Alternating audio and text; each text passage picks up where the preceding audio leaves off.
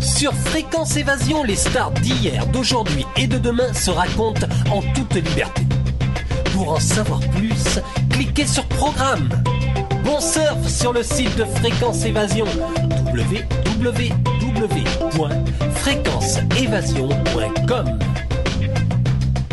Sur Fréquence Évasion, nous allons retrouver Cabu dans quelques instants. Cabu, bonjour et merci de participer à cette émission sur Fréquence Évasion. Bonjour. Alors Cabu, on va dire que vos premiers dessins, c'était en 1954 dans l'Union de Reims, une région qui vous est chère puisque vous êtes né à Chalon-sur-Marne. Écoutez, moi j'estime que j'ai eu de la chance de démarrer dans un quotidien régional, l'Union de Reims, parce que là j'ai pu apprendre la caricature en allant réunion du conseil municipal de Chalon-sur-Marne, en allant dans d'autres manifestations. Enfin, je pense aujourd'hui quand je vais à l'Assemblée nationale, je pense que c'était le conseil municipal de Chalon en réduction. Vous voyez, c'était une société en réduction, une ville de 50 000 habitants, une préfecture, donc il y avait quand même tous les pouvoirs départementaux qui étaient là, donc j'ai pu faire mes gammes. Alors très tôt, vous avez été arrêté par la guerre d'Algérie, donc vous êtes devenu antimilitariste. Justement aujourd'hui, quel est votre sentiment par rapport à l'armée, par rapport à la guerre? Êtes-vous toujours aussi antimilitariste? Parce que j'ai eu l'impression qu'à 20 ans, on envoyait des jeunes, des gamins. Moi, à 20 ans, j'étais un gamin avec un fusil pour une cause dont on ne nous a jamais parlé. D'ailleurs, on ne nous a jamais dit qu'est-ce qu'on allait faire là-bas, puisqu'on n'allait pas vraiment protéger un territoire. On était dans une colonie. J'ai jamais compris pourquoi un État pouvait sacrifier des jeunes de 20 ans pour une cause qui n'en valait pas la peine. Alors je suppose, Cabu, que vous êtes sensibilisé aujourd'hui par ce qui se passe en Afghanistan, par exemple. Mais là, oui, là c'est un autre problème, parce que c'est une base du terrorisme mondial, quoi. C'est ça. Là, au moins, il n'y a pas de frontière. Là, la frontière, c'est le monde entier. Là, on est tous concernés, évidemment. Je ne sais pas s'il faut aller faire la guerre là-bas, mais c'est un autre problème quand même. C'est pas un territoire que défendent des gens.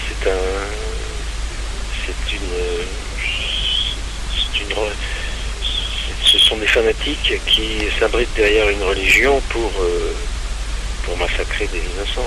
Avec évidemment beaucoup de pertes pour les populations civiles qui sont là-bas. Bien sûr, c'est comme en Palestine, on s'est aperçu que 65% des morts étaient des civils, évidemment. Alors un personnage qui a marqué votre parcours, c'est le Grand Duduche. Pouvez-vous nous parler justement de ce Grand Duduche?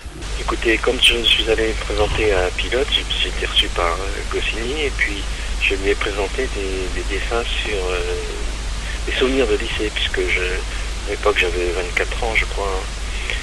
Donc j'étais encore assez proche de ces années de lycée. Et puis un jour il m'a dit, les lycéens que vous dessinez, là, il y en a un qui dépasse les autres, qui est au dernier rang. Et ce serait ça votre personnage. Il faut que vous le montriez davantage, il faut le mettre au premier rang. Et il avait raison, quoi. Il m'a dit il faut lui trouver un nom, je l'ai appelé Grand Duduche, et puis voilà. Mais Goscinny était un ancien dessinateur.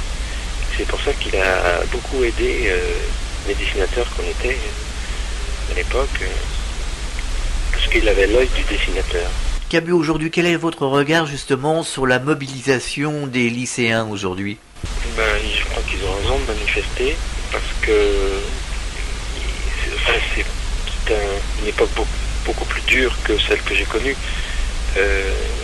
Il n'y avait pas de chômage. Moi, j'ai connu les 30 glorieuses.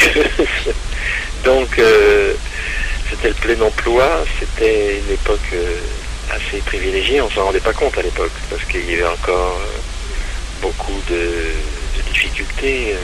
Avec les souvenirs de mai 68, je suppose que vous devez avoir beaucoup de souvenirs de cette époque-là. Voilà, et il y avait beaucoup de tabous à l'époque. Il y avait encore beaucoup d'interdits qui nous empêchaient vraiment de nous exprimer, et mai 68 nous a apporté beaucoup de liberté, c'est vrai. Moi je suis un 68 accompli et je regrette cette époque.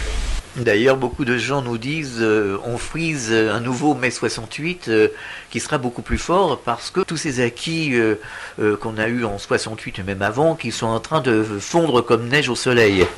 Oui, c'est vrai, ils sont grignotés au fur et à mesure, mais je pense, par exemple, les femmes ont beaucoup profité de 68, et ça, c'est resté quand même.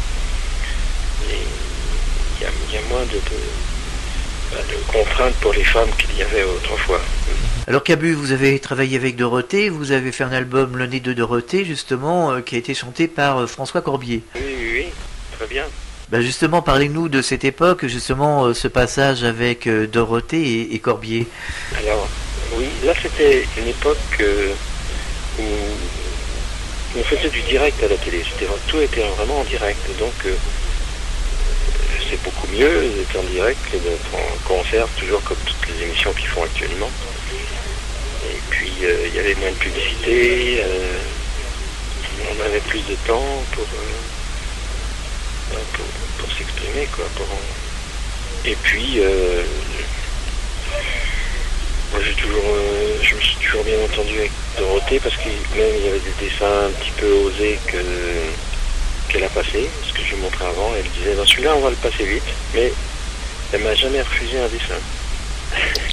Est-ce qu'un jour on pourra vous revoir à la télé, Cabu?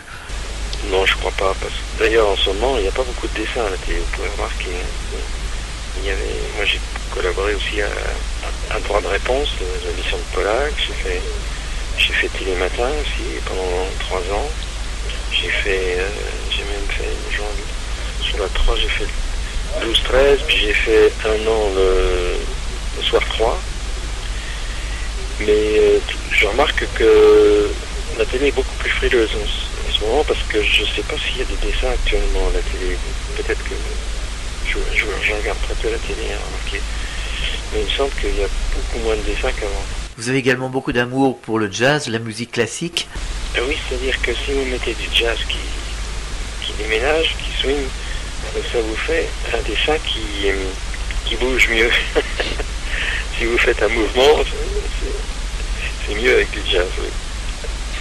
Cabu, quel est le chanteur que vous préférez? Moi, vraiment, le chanteur que je préfère, c'est Charles Trenet. Alors Cabu, vous dites aujourd'hui, pour les dessinateurs, Sarkozy, c'est quand même une chance. Ah oui, on n'arrive pas à le suivre, hein. Chaque jour, il fait de conneries, alors il en fait trop pour nous. Il faut vouloir dessiner dans un quotidien, on y arrive à peine, mais dans un hebdo, on est obligé de trier tout ce qu'il fait dans une semaine, oui, bien sûr.